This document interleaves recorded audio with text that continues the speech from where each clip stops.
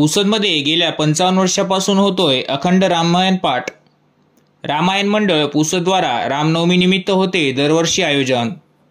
पुसद येथील श्री रामायण मंडळ द्वारा गेल्या 55 वर्षापासून गोस्वामी तुलसीदास द्वारा रचित अखंड रामायण पाठ करण्यात येतोय।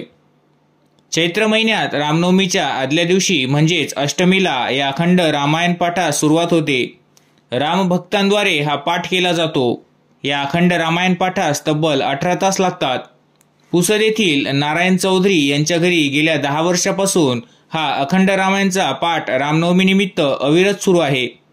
यात रामायण मंडळातील ज्येष्ठ युवा तसेच बालगोपाल सदस्य नित्य सहभागी होत असतात।